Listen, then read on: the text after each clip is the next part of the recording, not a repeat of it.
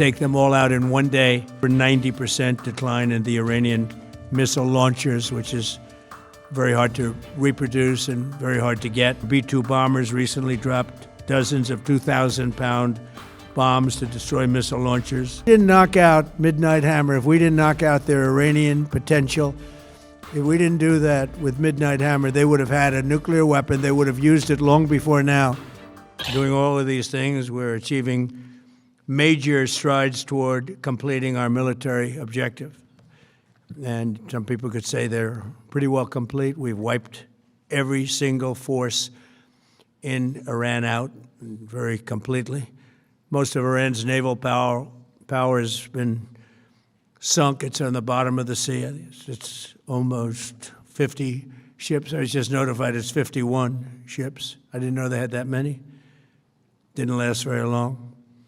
And these are fighting vessels. They're meant to fight, but they're not meant to fight against us.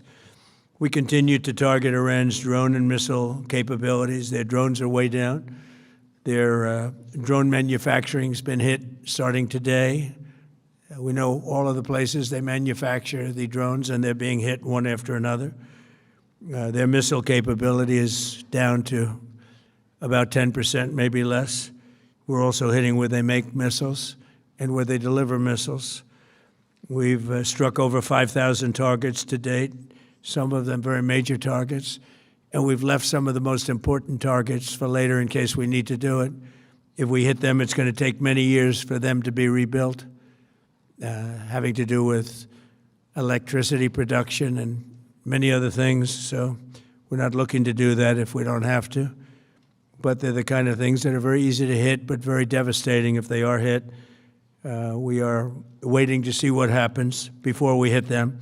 We could take them all out in one day, but it's all resulting in a 90% decline in various things, but in particular, Iranian missile launchers and 83% drop in drone launchers. As you know, the drone launchers are pretty well shot, but we're at over 90% decline in the Iranian missile launchers, which is very hard to reproduce and very hard to get.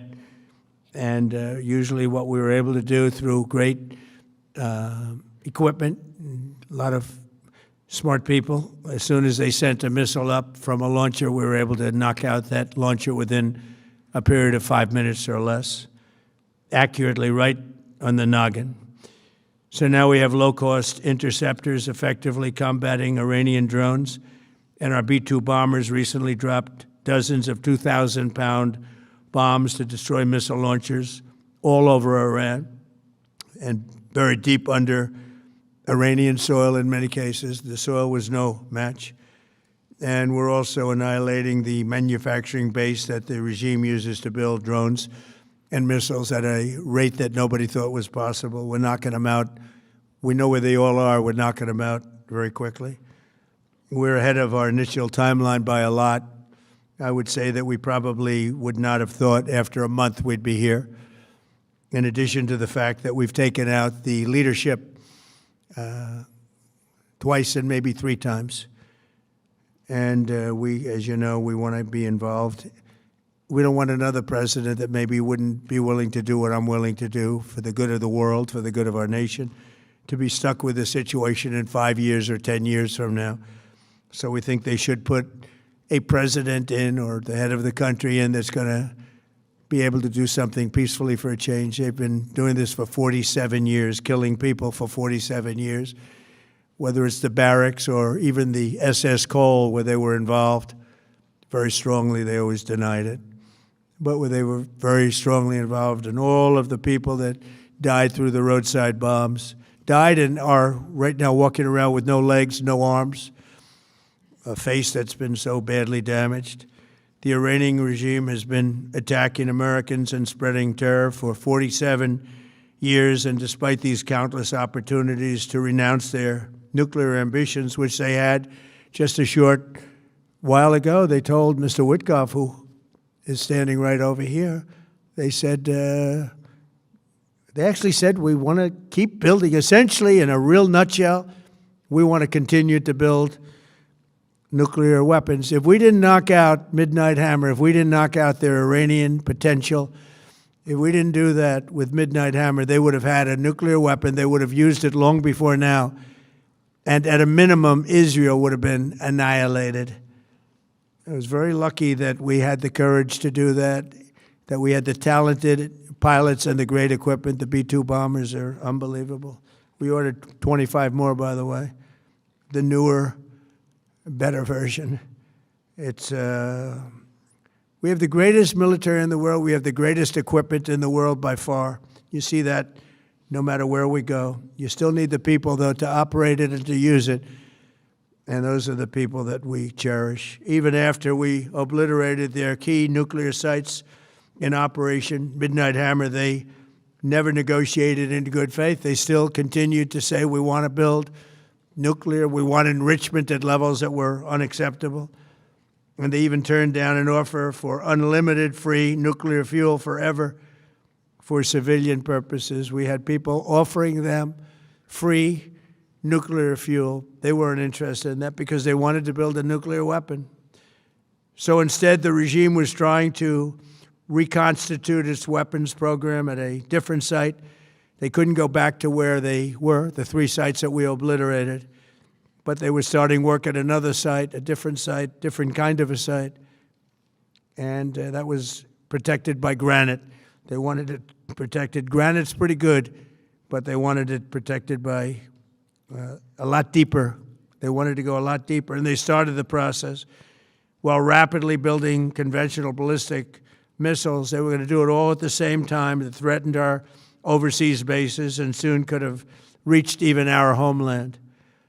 The regime's intention was to use this exponentially growing ballistic missile threat to make it virtually impossible to prevent them from obtaining a nuclear weapon.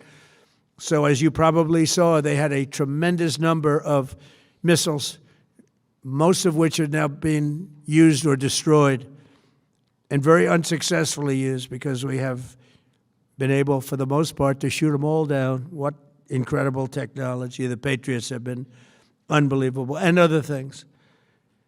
And the laser technology that we have now is incredible. It's coming out pretty soon. Where literally lasers will do the work of, at a lot less cost, do the work of what the Patriots are doing or what other things are doing.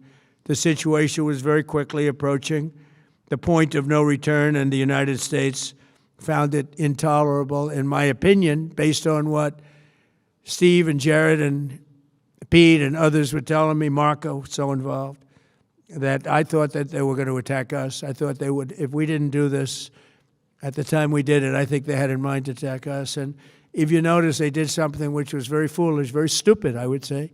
They attacked their neighbors. And their neighbors were largely neutral, or at least weren't going to be involved, and they got attacked. And it had the reverse effect. The neighbors came onto our side and started attacking them, and actually quite successfully. If you look at Saudi Arabia, you look at UAE, Qatar, and others, but they were strong and they were smart, but they got attacked. Nobody, when I first heard it, I said, no, somebody made a mistake. There was no mistake. UAE had over 1,000 missiles shot at it, knocked them almost all down. On the very first day I came down the escalator in 2015, I said, quote, I will stop Iran from getting nuclear weapons, and all I'm doing is keeping my promise. Think of that. That was in 2015. I said it. It was a threat then and a much bigger threat now, but no longer a threat, not for a long time anyway.